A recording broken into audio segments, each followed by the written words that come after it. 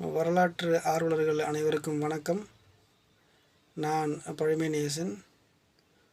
பழமையான பொருட்களை தேடுவதும் அதனை ஆய்வு செய்வதும் எடுத்துரைப்பதும் எனக்கு மிகவும் பிடித்தமான விடயம். அந்த வரிசையில் நாம் இன்று காண இருப்பது இவைகள்.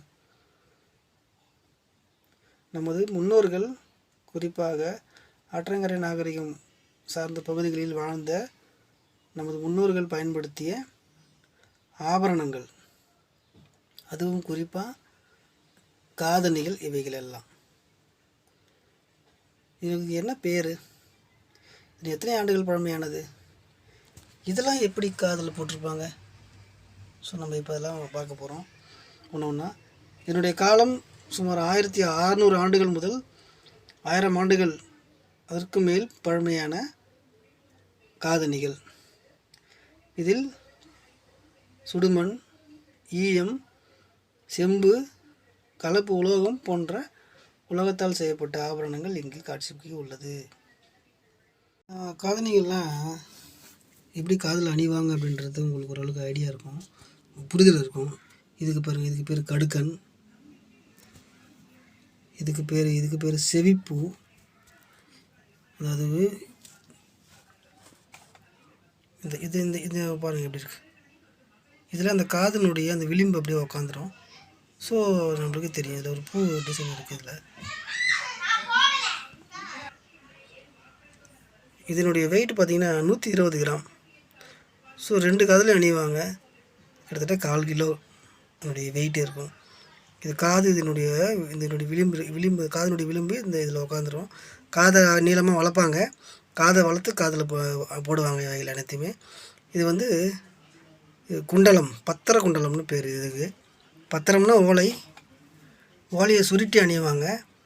இது பெண்கள் அணிகிறது, இது ஆண்கள் அணிகிறது. ஓலையினுடைய சுருள் மாதிரி இருக்கும். ஓலையை சுருட்டினா எப்படி இருக்குமோ அது மாதிரி இருக்கும் இதனுடைய ஆபரணங்கள். இது ஈயத்தில் சுருட்டி இருக்கிறாங்க, சுருட்டி காதில் அணிஞ்சிருந்துருக்குறாங்க. இதெல்லாம் எப்படி காதில் அணிஞ்சிருப்பாங்கன்றதை நான் உங்களுக்கு ஒரு புகைப்படம் காமிக்கிறேன். அதை நீங்கள் பார்த்தீங்கன்னா உங்களுக்கு ஒரு புரிதல் உருவாகும். இதெல்லாம் சுடுமண். எவ்வளோ பெருசாக இருக்குது பாருங்கள். அதாவது காதில் இந்த மாதிரி இப்படி போட்டுருவாங்க, காதில் இப்படி போட்டுருக்குவாங்க. ஸோ நம்மளுக்கு விழாது.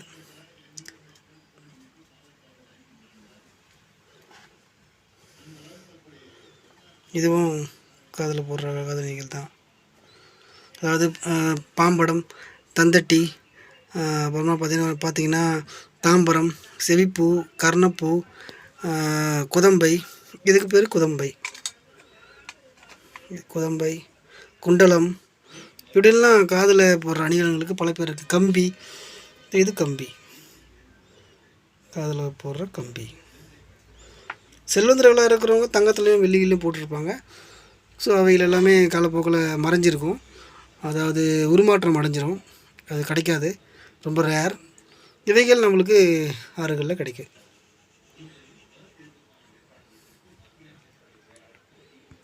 உலோகத்தில் செய்யப்பட்டிருக்கு. இது பாருங்கள், சென்டர் புஷ் பார்ட்டு பாருங்கள், இப்படி உள்ள வாங்கி இருக்குது பாருங்கள், பெண்டாக இருக்குது. ஸோ காதில் உட்காந்துரும் அது. ஸோ இப்படி இப்படி இப்படி இப்படி இப்படி இப்படி மாட்டி இருக்கும் காதில். ஸோ விழாது. ஸோ இது மாதிரி நம்ம கோவில்களுக்கு போனீங்கன்னா, அருங்காட்சியகங்கள் போனீங்கன்னா, அங்கே இருக்கிற சிலைகளை நீங்கள் பாருங்கள். அதனுடைய காதுகளில் பார்த்தீங்கன்னா இந்த ஆபரணங்கள் எல்லாமே போட்டிருக்கும். இந்த மாதிரியான ஆபரணங்கள் அந்த சிலைகளில் போட்டிருப்பாங்க. ஸோ இதில் வந்து நம்ம என்ன தெரிஞ்சுக்கலாம்னா, அப்போது காலகட்டத்தில் வாழ்ந்த மக்கள் இந்த மாதிரியான ஆபரணங்கள் அணிஞ்சிருக்கிறாங்கன்றதுக்கான ஒரு பெஸ்ட் எவிடன்ஸ் அது. நான் உங்களுக்கு புகைப்படங்கள் காமிக்கிறேன் பாருங்கள். காதுகளை முதல்ல வளர்ப்பாங்க. யாருடைய காதுகள் நீளமாக இருக்கோ அவங்க வந்து சமூகத்தில் பெரிய ஆளுன்னு அர்த்தம், செல்வந்தர்கள்னு அர்த்தம். உதாரணத்துக்கு புத்தருடைய காதுகள் பார்த்தா புரியும். ராஜராஜனுடைய காதுகள், இவங்க காதுகள்லாம் பார்த்திங்கன்னா நீளமாக இருக்கும். ஸோ அந்த காதுகளில் இந்த மாதிரி அணிகலன்களை அணிவாங்க. நான் உங்களுக்கு புகைப்படம் காமிக்கிறேன், நீங்கள் பாருங்கள், உங்களுக்கு புரியும்.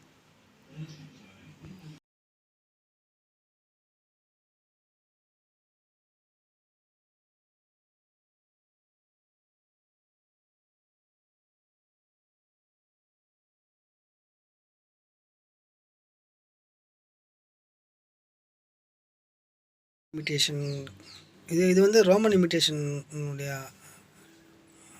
ஆர்டிஃபேக்ட். அதாவது இயர் ரிங் எப்படி பாருங்கள், அழகாக இருக்குது. ரோமானியர்களை பார்த்து நம்ம இந்த மாதிரி செஞ்சு போட்டிருக்காங்க. இது மெட்டல் பிரான்ஸ் இருக்குது. இங்கே இருக்கிற எல்லா ஆர்டிஃபேக்ட்டுகளும் டாக்குமெண்ட் செய்யப்பட்டிருக்கு. எல்லாத்தையுமே நான் தேடி தேடி கண்டுபிடிச்சி இதை நான் ஆவணப்படுத்தியிருக்கிறேன். பத்திரிகைகள்லேயும் செய்திகள்லேயும் வந்திருக்கு. இவைகள் அனைத்து சார்ந்த செய்திகள் எல்லாம் வந்திருக்கு. ஸோ இது எல்லாருக்கும் தெரியப்படுத்தணும். நம்ம நாகரிகம் மிகவும் பழமையானது, அதுவும் பலாறு மிகவும் பழமையான ஒரு நாகரிகம் அப்படின்ற ஒரு காரணத்துக்காக தான் இந்த ஒரு முயற்சி முன்னெடுக்கிறேன். இந்த காணொலி உங்களுக்கு கண்டிப்பாக பிடிச்சிருக்குன்னு நான் நம்புகிறேன். இது போன்ற இன்னும் நிறைய காணொலிகளுக்காக வர்றது காத்திருக்கு. என்னோட இணைஞ்சிருங்க.